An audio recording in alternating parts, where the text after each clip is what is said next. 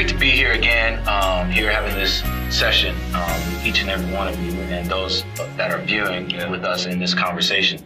I think the last time we were here, we were talking about, the last 2 episodes, we've been talking about culture. Of course, hence we named this Kingdom Culture because of the culture, how the kingdom affects the culture, and especially our culture, but then also all cultures. And I think it's very important. So we had to relook at the scriptures in the sense of how, people like ourselves may be depicted in the scriptures, and sometimes we didn't know that. So I think that's very important. But, what I think we also need to relook at is the scriptures holistically, right? Because if we had misnomers about ourselves being included in the scriptures and also prominently situated in the scriptures, I think we as all people should be re-looking at the scriptures. Have we missed some things by looking at the scriptures with the divisions that we historically have had maybe over the last 1900 years? Right. And I think, at this time, this conversation is going to be centered around that because I think that's important. Yep. It's important not only culturally, but also biblically, because I think if we're not looking at the scriptures correct, we could be looking at a lot of things with the incorrect view. Mm-hmm. So, what do you think? I mean, Rashad, what's your thoughts about that and, how we should be looking at the scriptures and any I agree. I think, just like you said, we do have to recapture the truth in regards to what the Bible was saying. And the main reason why is because you have to look at the history. Yeah. And when you look at the history and you look at, like the Catholic Church, we know that, during the Council of Nicaea, there's a lot of things that was changed in regards to what the Bible actually says, right? Mm-hmm. And so with that, there's a lot of things that are transitioned, meaning even the feast days that, the Old Testament talks about. Yeah. Now we have these new feast days or new holidays that we call it, right? Mm-hmm. As well as, even just looking at the history in regards to what God said is the actual Sabbath. Now we have Sunday worship. Where did that come from? And so we really got to dive in and understand in regards to church history where the Council of Nicaea changed a lot of what God was trying to give us in regards to what the true scriptures were saying in regards to Jesus as well as what our walk's supposed to be. Yeah.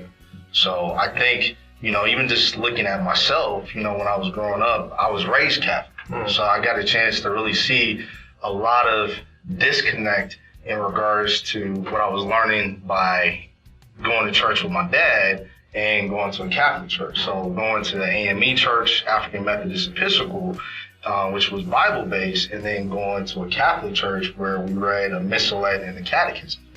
So just even seeing some of the things, there was a lot of questions I had as a youth, like, why can't my dad come to my church, my mom's church, and have Eucharist, but if my mom goes to my dad's church, then there's Eucharist. Why, on this end, are we reading in the missalette to get the Bible, but when we're actually going to church, we actually open up the pages and are reading from the actual Bible. Mm-hmm. So I think that's real important in regards to understanding the history and how that transition came about, so that way everyone can have a full perspective of what the Bible really is trying to tell us. Yeah. And I think it's interesting to note, we like we said before, we talk about a lot of controversial things that touch on some things, and but we also want to always be respectful to those that have different views in a sense, but we also have to uncover the truth, right? Yep, and exactly. so I just want to tell the viewers out there we're touching on these things because we think it's important, and uncovering some of these things that are important to the history and as well as important to our walk. And Brandon, maybe you could share some things that kind of highlight that. Yeah, for sure. I think the truth is key because the truth set me free for sure. I'm kind of similar to Rashad growing up in Christian-based churches. We really focused on the New Testament, right? And the readings of Jesus and always the red letter readings, right? I know a lot about those and a lot about the New Testament, but hardly ever did we dive into the Old Testament or even speak of it. And I knew really nothing about it. And learning more as I grow older in my spiritual walk is really the Old Testament is the foundation of everything. Yeah. And I think when Yeshua and his apostles were alive, did they read the New Testament? No, because the New Testament wasn't around. So they actually read from and studied and quoted from the Old Testament. And so I didn't learn that until maybe about 5-6 years ago, and it really just transformed the way I personally viewed the scriptures, which gave me a more holistic view of like, what is God trying to say? What is the foundation? Was Jesus saying something new, or was he saying the same thing that, you know, was the Bible consistent or not? Right. Because I was confused. A new and an old, does that mean there's a difference in God changing his views? But then I understood that God does not change. He's the same yesterday, today, and forever. And so knowing that the Old Testament is the foundation just gave me a lot of it just opened my eyes to the truth, right? And I felt like I'm more free in my walk. And even Yeshua, the scriptures he quoted, 2 of them that I really think changed my perspective was Matthew 5:17, which I have here, Matthew 5:17 and 18, where Jesus clearly says, let me pull it up, "Think not that I am come to destroy the law or the prophets. I'm not come to destroy, but to fulfill. For verily I say unto you, till heaven and earth pass, one jot or one tittle shall in no wise pass from the law, till all be fulfilled." So people say, well, the old is no longer valid, and the old is this, but Jesus said he did not come to destroy anything from the foundation of the Bible, but he actually came to fulfill it, because in John 5:46, Jesus also said verbatim, "For had ye believed Moses, you would have believed me." And when he says Moses, he's speaking of the Old Testament and the Torah. "For Moses wrote of me." Right, so that's basically saying the Old Testament was focused on Jesus. There is no separation. There is no old and new, even though those connotations of words we have in the English, old and new, is totally different. But if you believe not his writings, how shall ye believe my words? So if you don't believe the Old Testament, how can you believe the New Testament? Because it's one consistent message, knowing that God does not change. And so me having that viewpoint really just opened me up to just more, right? And my eyes were open more. I have a better understanding of the word. I'm not as confused as I once used to be. I'm able to explain things better to others. And so that's really how looking at the word changed me. John, I know you have kind of a similar story to Rashad and I, and I want to let you kind of speak on that. You said something significant, like, I'm not confused, but at the time, I was confused. Right. Because I went to Catholic church, but I didn't practice. It was just a game and a joke for me and my brothers. We didn't really take it serious. You know, we didn't take religion serious or the lifestyle of the Torah and Torah principles until 16 years ago, you know, well over as me being an adult. And that was confusing to me because it's like, where do we do? Where do we go? Because you see Yeshua, Jesus, saying in Matthew 5 that, you know, that we are not supposed to remove the law. And then we hear that from Paul that we're no longer under the law, we're under grace. Yeah. And so that's very confusing. Like, how can I be subjected to the law, but then again, Paul's saying I'm not? Who do I listen to? What do I believe? Where do I go? Do I keep the feast days, or do I just live my life? Like, what does that mean for me? What does that look like? Yeah. And so I know some people, especially getting into becoming a Messianic, is that, you know, what does the Torah really mean? What is it? Is it law? Is it legalistic? Or is it what it's really intended for, God's teaching and instruction? Which one is it for us, and what should it be for us in our lives? And I'm curious to see, how do people feel about that? Do you feel like you're under the law, or do you feel like you're under grace, or what does that really mean? And maybe we can help dive into that on this episode. Sure. I think that's very interesting. I mean, you guys bring up a couple terms. Maybe some people are unfamiliar. And so when we talk about Torah, that is, what does Torah mean? I mean, as a definition, you brought that up. What does Torah mean, to kind of enlighten those that may be listening that are unfamiliar with that? Exactly what it says, enlightenment. I mean, the root word for Torah is Ora, which means light. And so, you know, it's the light, just like Yeshua is the light of the world. You know, Torah is the light for our belief and for our walk, our way of life.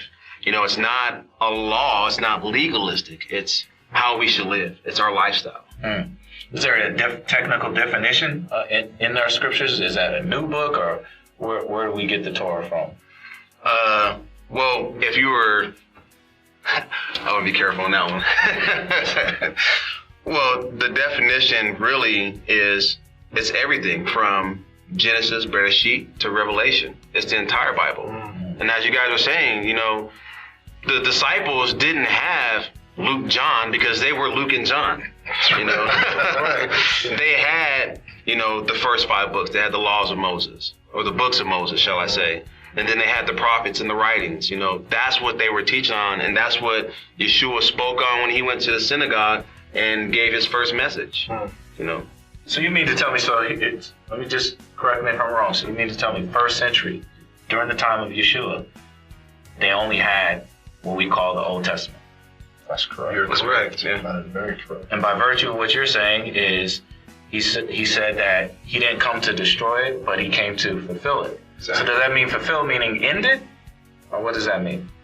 No, it's exactly what Yeshua said, that, you know, you guys, paraphrasing you guys, that you would do far greater things than I. Mm-hmm. And if he was Torah observant, then our walk and our observance of Torah should be just as great as his was. You know, or at least we tried to strive to live. We're not perfect, because if that was the case, we wouldn't need the Torah. But we're at least striving to be as Yeshua was, to live and to walk out the same lifestyle as he did, as that's what a true disciple is. You know, we follow our instructor, our teacher, and we try to keep it to the letter, as he says, as well. Mm. So the Torah is technically the first 5 books of our Bible, but also encompasses our whole Bible. So as you were saying, it is the foundation of our Bible is Torah, right? Right. And so I think for all those that may be listening and that may not understand is, I think we have to rediscover the Torah. Yeah. Have to get back into learning the Torah, those scriptures, and also the basis. And so I think in the lessons to come, we'll kind of discover a lot of things that we have been not mistaught, but overlooked. Some things mistaught, and some things that we haven't discovered before. So I think these things are very important. And so as we go in these next sessions, what we will talk about is Torah, and how do we live that out? Right. Do we go by all of the Torah? Because I mean, there's some things in Leviticus that actually could be challenging for me as a new person. I think, you know, these are really profound lessons. I know we're just getting to brushing on the top level, but we're going to go a little bit deeper, and I think it's very important. But what it does is, I think the biggest thing is it changes our perspective, right? Because sometimes when we walk around with a Bible, sometimes we think one is old and one part of our Bible is new. Yeah, right. And, you know, at the end of the day, it's all one Bible. Yeah. And there is no old part and new part. There's one that it gives us, of course, foundation, and the other gives us revelation. Right. Right? And so I think that's key to us. Yeah. And the New Testament is considered the Brit Hadashah in Hebrew, which is the renewed covenant. So the New Testament is basically a reiteration of the Old Testament. But we are taught to separate the two, when in reality what we're saying today is, if I'm not, correct me if I'm wrong, but they're one and the same. It's just a reiteration, it's rephrased or re-put to where we can better understand it, because it could be a little confusing sometimes. Right, and I think that's one of the whole parts that Jesus came, right, is people were really confused by the law and were not able to really follow the law to the point of their salvation, to the point that Jesus, when he said he fulfilled the laws, he lived the law to the fullest extent, right? The only sinless human being to ever live, followed every single aspect of the law, celebrated all of the feast days, held the Shabbat in high regard. And so I think that people don't need to get confused that the law is not your salvation. You know, we're never here to say that, because some people get confused as if I can follow the law and be legalistic, John, as you say, then I can be saved, right? But it's not your legalism or the law that's going to give you salvation. We know that Jesus came to fulfill the law, to be the ultimate sacrifice, so that we may get salvation through him as the one who was able to fulfill the law. And I think that's important for folks to understand as well, that, you know, our salvation is not in fulfilling anything legalistic or ritualistic, but by having the Holy Spirit within you and your entire faith in Jesus, who is our Lord and Savior, because he is the perfect man who exemplified the will of God in the flesh. Yeah, exactly. So I just want us to just be clear on that. One of the things to kind of add to that too is, like, we can't really know Jesus or Yeshua without understanding the Word and knowing the Word, because it points to him and it identifies who he is. And also, just like you said, if you love me, keep my commandments, but also we're supposed to be like him. Right. Our walk is supposed to be like him. And if we're going to have a walk and be like him, how are we going to do that if we don't even know who he truly is? Yeah. So we gotta understand that. And like you said, we got to take the legalism out of it and really understand God's love, Yahweh's love in regards to why he put those things in place. Right. Yeah. Yeah, because all those things at the time, if I was to sacrifice a bull or whatever, that only just cleansed me on the outside. Right. No, we needed Yeshua because we had to be changed on the inside. Exactly. Because, he said he's going to take that heart of stone and give you a heart of flesh. Because we needed to change on our inside. And that's why he had to come, because it wasn't enough until he came. Until that was fulfilled, so we can have the ultimate atonement and the opportunity to really enter into God's presence and into his kingdom. Because if we relied on our outward expression, we would definitely fail. Amen. So what you're saying to me is, at the end of the day, the Torah is important, which is the first 5 books of the Bible. The Old Testament, which includes the prophets, the Psalms, are very important, but they should lead us to Messiah. Okay. Good. Yeah. Good. And that's what we believe, right? Right. That's right. And I think that what we're also saying is that we may have some misunderstandings because we have left the culture, the people, and the language far behind and created some new entity that may have challenged and changed a lot of the things that were originally happening even in Yeshua's day. And when we say Yeshua, we're talking about Jesus Christ. When we say we're talking about the church, I'm assuming, over time, right, over years. I would say, yeah. The institutions, right? The institution, has changed. And, not we, but yes, the institution definitely has changed. And so I think what we're I guess aiming towards is rediscovering some of the things that have been lost that we can now implement in our lives, in our understanding, and enlighten our minds to really go back at the scriptures and relook at them with fresh eyes. Right. Let's seek and show thyself approved. Yeah, right. Because even though the law might not provide salvation, what it does do is provide the light for your life. Everything that God is telling us in the Torah is for our betterment, right? It's not like a law, like do this because I said so. It's like, do this because it's good for you, right? It's great for you and your family. It's going to allow you to have a better relationship with not only your fellow man, but with God himself. Yeah. So, it's not just follow these laws just because some people get, laws that are imposed on us in the human sense. It's like, oh, we don't really know. It's a man made these laws. But we're talking about the all-knowing, omnipotent God that made these laws, who knows exactly what we need. And so although they're not for salvation, they're to Jesus followed them, as Rashad said, because it's the right thing to do. Yeah. It's better for your life, and it's going to improve your situation in every way possible. Yeah. And I think that's the definition of Torah, means teaching and instruction. Exactly. So it instructs us, it teaches us, it guides us, Amen. And it leads us. Yeah. This is like these cell phones, we can walk around a day or two, but at some point we got to reconnect it to the charger. We got to reconnect it to the source that provides the power. And that's what the Torah is. It reconnects us back to who gives us power and that gives us the authority here on earth. And that is Yeshua, and that is God, the Most High. And I think one of the things that's important with what you're saying too is the love factor. Yeah. Right? Because everyone, when you talk about the Old Testament, they say, oh, that's that fire and brimstone and da-da-da-da-da, but that's not true. If you actually really look at it and dive into it and have a clear understanding of what those words are saying, it shows God's love over and over and over again. Yeah. And that's the main reason why Yeshua had to come is for God to show us how much he loved us. Yeah. Just like it says in John 3:16, for God so loved the world that he gave his only begotten son. Mm-hmm. And it wasn't because, in kind of pointing back to the Old Testament, if you look at Abraham, he loved his son so much and he was going to sacrifice him to show him, to show Yahweh how much he loved him. Yeah. But what did God do? He said, no, you're not going to have to do that. I'm going to be the one that's going to do that for all the nations. Amen. And that's how much he loves us. Yeah. Awesome. So I think we're going to just wrap up at this place, but I think it's very important, as we always do, is also, as we have these discussions, highlight what's also happening in our community and those that are doing the work in our community. And I think we have a very special guest, and we're honored to have her here and, have her join us in this discussion about the good work that she's doing. So I'm excited to hear and get to that point. Oh, yeah. Yes, indeed. Yeah.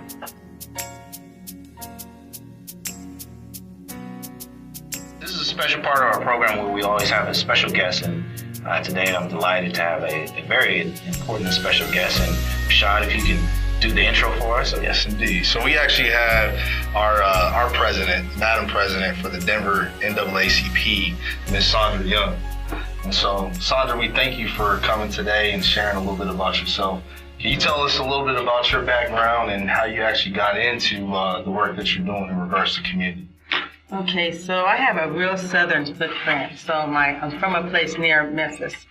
So my mother actually walked with Martin, and my father was friends with Medgar Evers, and my auntie actually was a Black Panther.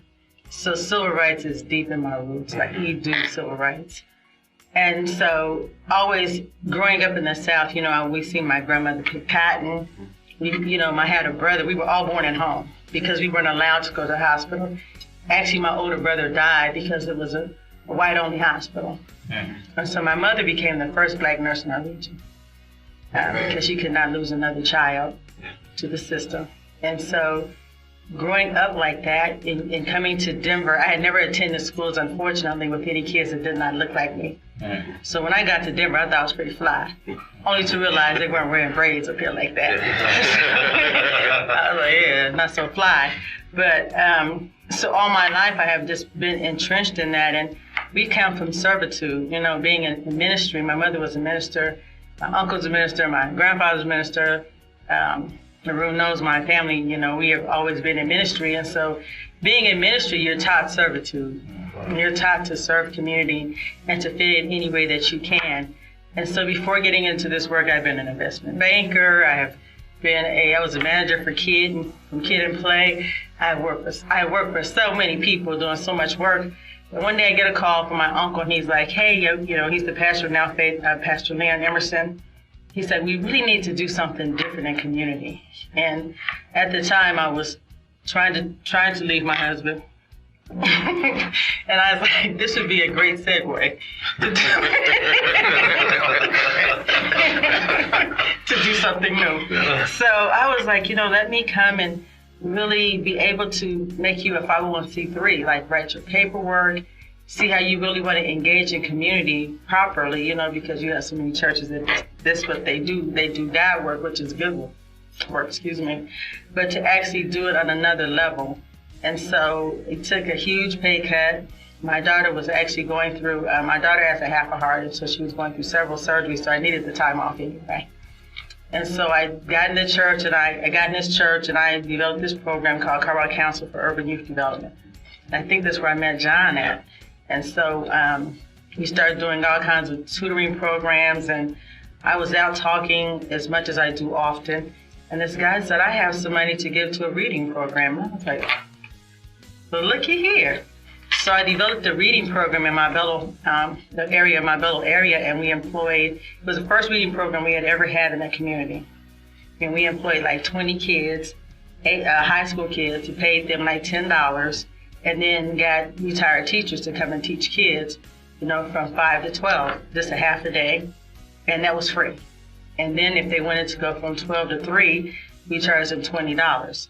So there was no way that parents could not afford to come to this camp, and that was the purpose of it. And so that was just the jump start. I met Albus during that time. He was working at Young Life at Marbella High School, and we just started doing all kinds of programs. Michael, I knew him from the Urban League and from college, and so we just started really putting our money together and our collect, just becoming a collective force and trying to do something that helped young kids in our community for free. And so that's what brought me here. And that's how NAACP found me. And they came to my job one day and they said, hey, we want to start the NAACP again. We haven't had it in years because the old president, Manola Upshaw, had passed. And I was like, well, I can probably be the third vice president. I ain't that committed yet. Let me just do the third vice president. And so I took that, and something happened, and I became the second vice president. And I was in Louisiana, and I got a call that says, you are the president. I'm like, what? So we've been running ever since, and it's been God work. I always consider it, because when you help people that are in need, you extend yourself more, than you do with people that don't need you. And I think people get confused with organization and businesses as opposed to organization, and really try to do help in need. And our people, unfortunately, as African American Black people, we often find ourselves in that situation, the need of survival. And so that's where we try to meet people where they can't meet themselves or where they can't go any further. Right. Amen. That's great work. Yeah. So just to ask, how long have you been the president now? I've been the president. We're going on 5 years this year. I'm up for election, so if you join, they'll let me go another 2. So we have lots of things that are ahead of us that we want to continue to do. This year, we actually just took some. I don't believe in doing the same thing over and over, right? And this is an old ship. This ship has been around since 1909. Yeah. So when you have old ships, it's hard to turn. And the Bible says you can't put new wine in old bottles. Sure. And this is kind of how this is. You have new ideas, and the old bottles just don't want the new ideas. Right. The new bottles. So it's just coming up with things that are innovative that make our young people move. I think they still kind of are 8-tracking and we EPing, so it's to get them to move to the EP. So we've done a boot camp this year that was extremely successful because the COVID had hit. And so we could only have 24 kids. And so we did 1st, 2nd, and 3rd, and some 4th graders. And it was just heart-wrenching. I cried, literally tears for a whole day. When I met so many young Black men that could not read. There were 8 and 9 that couldn't read, that couldn't write their names, that didn't have penmanship above the 2nd grade level, and we're sending them to school. And I just didn't know what to do. And I started calling churches and people and trying to find, whatever I could do. And people at the time just needed resources, so they weren't able to give me anything, right? And they were like, well, you can't really use my church, you can't really use my building, you don't have money to help. And I think that, I was telling my friend today, I think that we as a people, we grew up helping each other, Yeah. If you didn't have no sugar, go next door and get some sugar, Go get 2 eggs, And I remember having my daughter, me and my best friend were going through, and, I said, you got some diapers? She said, yes. I said, give me 20. When I get paid on Saturday, I'll give you back your 20. Like this, that was just how we had to work in community. And so now we have become away from that because everybody is just like my 4 no more. But seeing that boot camp just made me know that we have to really go inside of ourselves and really try to help that talent and treasure that we often speak about and preach about. We have to be about it because talk is free, not even cheap. And so that's where we are. Next year we plan to do a freedom school, because during that time we had Dr. Brooks come in, and she taught this one day of Black history, and I can tell you the next day these kids were so excited about learning. Everything that they told me was around these Black people. Well, what would Frederick Douglass do right now? I said, well, you probably clean up that area. Just sitting there. I'm just saying. So, it was just one of those things that they were so excited about who they come from. Yeah. And if you don't know where you come from, right, you're going to repeat where you are and where you've been. And so I even have looked at this weekend, it was Halloween weekend, and I definitely wasn't going out anywhere. Plus, I'm getting so old, I get sleepy about 10. So I started watching Peacock, and there was a story on there called Black Boys. I don't know if any of you have seen that. It's very interesting. You should definitely see it.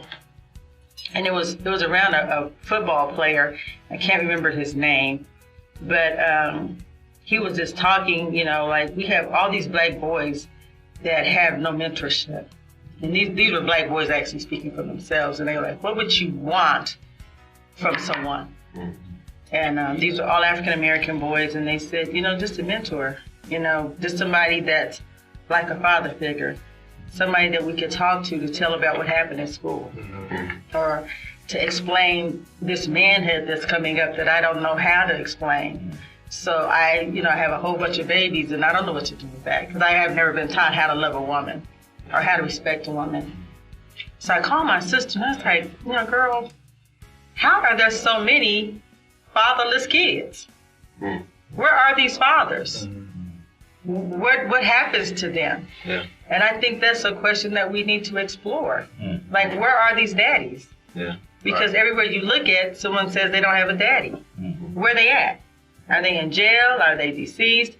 And if they're gone, then how do we pick up the slack to really be helpful to that? And I think those are some of the questions that we as community need to ask, because families are the backbone of anything that we do. It builds us wealth. It brings us economics. And, you know, Candace Owens, you know, I know we don't really care for her, but she repeated some things that Obama said. And the facts are that when young men, Black African-American boys, have father figures or even fathers in their lives, they economically do better. Oh, yeah. They educationally do better. You know, so we need to be looking at how do we change that metric? What can be done? Especially when we speak of we want to give our talents and treasures to God. How does that look, really giving our talents and treasures to community? Amen. And so I think that's, I can go on forever. No, that's good. I think my question that I have is, being in leadership, as you know, is tough, right? Especially, I can't imagine being a woman of color in leadership. And so my question for you is, what advice would you give those, especially young Black women who are trying to get in positions of leadership? What advice would you give to them? I think just standing your power. I think that we have been told as women that you can't. And we find ourselves being apologetic all the time, right? I was just on the phone with my teacher when I came in. That's why I was listening to her. We're constantly in this apologetic sense, like especially now, right?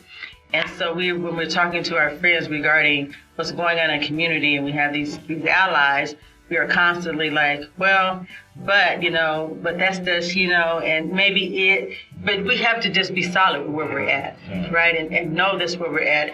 And then lean on the ancestors.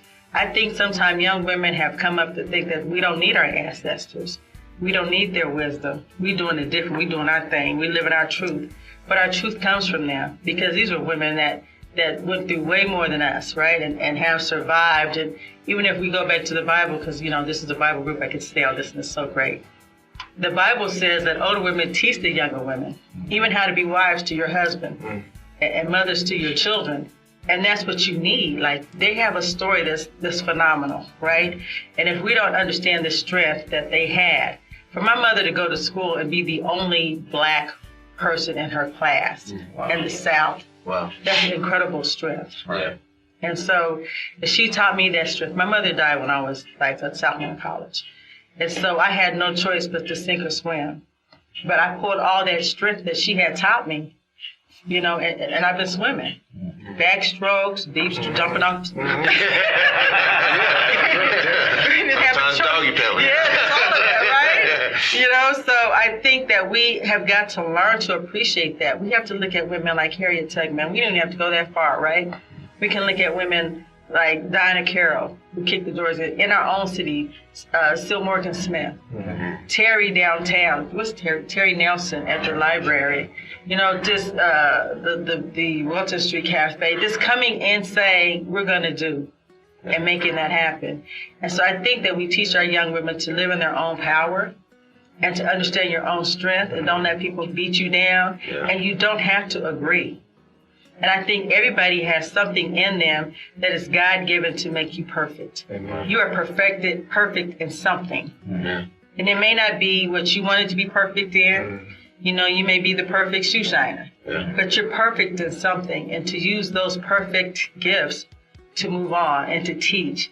And to teach young women that they are who they are without anything extra. And we have so many deterrents now, and I'm not talking about anyone when I say this, because I believe that women stand in their own power, but we can't teach girls that WAP is okay.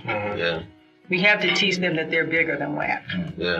Because people will place you there. Not that WAP is not a great, I don't know WAP, I ain't listen to it, so.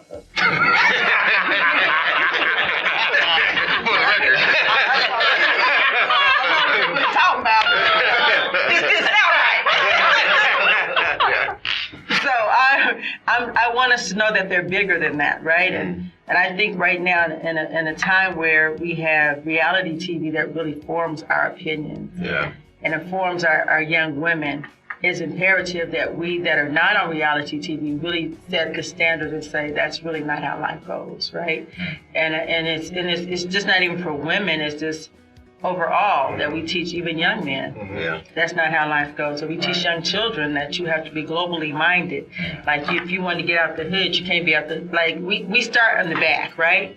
We're already here, and kids here that are coming in learning Spanish, they're already 20,000 steps ahead of you, right? And so we have to teach our young people and as young women too, like you got to be on the same playing field. And whatever that takes, it's going to be hard. It's never easy, but you have to make that happen. Wow, very phenomenal. And for you guys, you know, it's a blessing to have Sondra here with us because for me, like you're truly an unsung hero. Like to know your background and what you do, like you're not about being in the forefront of social media or being in the forefront of the camera. You do the work behind the scenes and you move in silence and you move with God, and that is powerful. And you cannot fail when you have God on your side. And with that, you know, coming from your background, you know, you had challenges growing up in the South. You know, it's different from growing up in here. Then as being a mother, having a daughter with a heart condition, it takes a lot of leaning on God to persevere through these emotions in those times.